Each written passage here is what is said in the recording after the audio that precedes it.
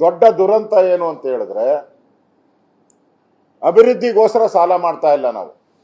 ಸಾಲ ಮಾಡ್ತಾರೆ ಎಲ್ಲರೂ, ಕೇಂದ್ರ ಸರ್ಕಾರನೂ ಸಾಲ ತಗೊಂಡಿದೆ, ಇಲ್ಲ ಅಂತ ಹೇಳಲ್ಲ. ಅವರನ್ನು ಕೂಡ 200 ಹೇಳಿದಾರಲ್ಲ ಕಾಂಗ್ರೆಸ್, 200 ಕೋಟಿ ಏನೋ 200 ಲಕ್ಷ ಕೋಟಿ ಸಾಲ ಮಾಡಿದ್ದಾರೆ ಅಂತ. ಅದರಲ್ಲಿ 170 ಕೋಟಿ ಅಭಿವೃದ್ಧಿಗೆ ಹಣ ಖರ್ಚು ಮಾಡಿದ್ದಾರೆ. ರೈಲ್ವೆ, ಪೋರ್ಟು, ಏರ್ಪೋರ್ಟು, ರಸ್ತೆಗಳು, ಇದಕ್ಕೆ ಖರ್ಚು ಮಾಡಿದ್ದಾರೆ. ಆದರೆ ನಮ್ಮಲ್ಲಿ ಸಾಲ ತಗೊಂಡಿದ್ದಾರಲ್ಲ ಸಿದ್ದರಾಮಯ್ಯ, 3 ಲಕ್ಷ ಕೋಟಿ ಅಭಿವೃದ್ಧಿಗಿಲ್ಲ. ನೀವು ಕಂಡಂಗೆ ಇಡೀ ಕರ್ನಾಟಕದ ಎಲ್ಲ ರಸ್ತೆಗಳು ಹಾಳಾಗೋಗಿದೆ, ಹಳ್ಳ ಬಿದ್ದ ರಸ್ತೆಗಳು, ಗಾರ್ಬೇಜ್. ಇಡೀ ಬೆಂಗಳೂರು ಗಾರ್ಬೇಜ್ ಮಾಫಿಯಾ ಕೈಗೆ ಕೊಟ್ಬಿಟ್ಟು ಇಡೀ ಬೆಂಗಳೂರು ಗಾರ್ಬೇಜಿನ ವಾಸನೆ ಹೊಡಿತಾ ಇದೆ, ಗಬ್ಬು ನಾತ ಬರ್ತಾ ಇದೆ. ಯಾವುದೇ ಹೊಸ ಆಸ್ಪತ್ರೆಗಳಿಲ್ಲ, ಹೊಸ ಶಾಲೆಗಳಿಲ್ಲ, ಈ ಪರಿಸ್ಥಿತಿ. ಸರ್ಕಾರದ ಉಳಿವಿಗೋಸ್ಕರ, ಸರ್ಕಾರ ಬದುಕಬೇಕು ಅಂತ ಅಂದ್ರೆ ಆಕ್ಸಿಜನ್, ಸರ್ಕಾರ ಈಗ ICU ನಲ್ಲಿದೆ, ಸರ್ಕಾರ ಈಸ್ ಇನ್ ICUಗೆ ಆಕ್ಸಿಜನ್ ಬೇಕು. ಆಕ್ಸಿಜನ್ ಅಂದ್ರೆ ಸಾಲ. ಈ ಸಾಲ ತಗೊಂಡು ಆಕ್ಸಿಜನ್ ಕೊಡ್ತಾ ಇದ್ದಾರೆ ಸರ್ಕಾರಕ್ಕೆ. ಗ್ಯಾರಂಟಿಗೋಸ್ಕರ 65,000 ಕೋಟಿ ಅಪ್ರಾಕ್ಸಿಮೇಟ್ಲಿ ಖರ್ಚು ಮಾಡ್ತಾ ಇದ್ದಾರೆ.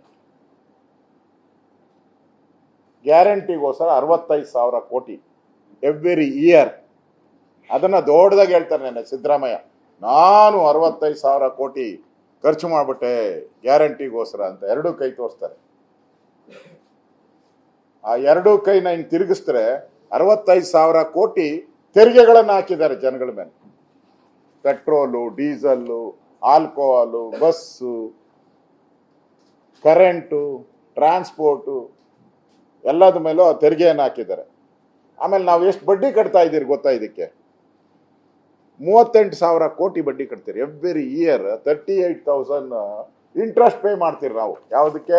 ಈ 7 ಲಕ್ಷ ಕೋಟಿ, 7,64,000 ಲಕ್ಷ ಕೋಟಿಗೆ ನಾವು ಬಡ್ಡಿ ಕಟ್ತಾ ಇರೋದು 38,000 ಕೋಟಿ.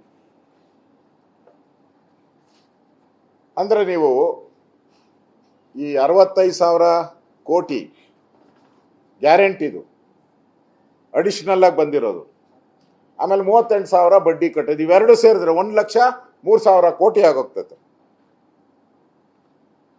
1,03,000 ಕೋಟಿ. ನಾವು ಅಭಿವೃದ್ಧಿ ಖರ್ಚು ಮಾಡೋದೆಷ್ಟು? 84,000 ಕೋಟಿ ಅಂದಾಜು. ಎಲ್ಲಿದೆ 84,000 ಕೋಟಿ ಖರ್ಚು ಮಾಡೋದು? ಅದಕ್ಕಿಂತ ಜಾಸ್ತಿನೇ ಹೊರಟಿದೆಯಲ್ಲ. ನಾವು ಬಡ್ಡಿ ಮತ್ತು ಗ್ಯಾರಂಟಿಗೋಸ್ಕರನೇ ಹಣ ಹೋಗ್ತಾ ಇದೆ.